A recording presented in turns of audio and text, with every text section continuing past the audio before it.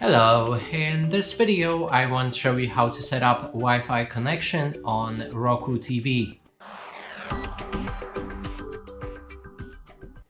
And to do this, first we'll need to open the settings. Inside, go for the network, and right here we can set up connection, and you can either choose wireless or wired, and in this video I set Wi-Fi, so let's go with the wireless option.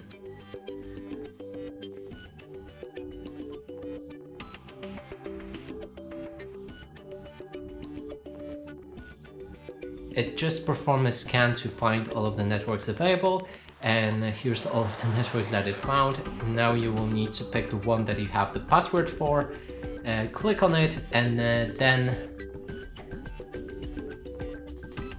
we can enter that password, connect, and here we go, we're connected with the internet.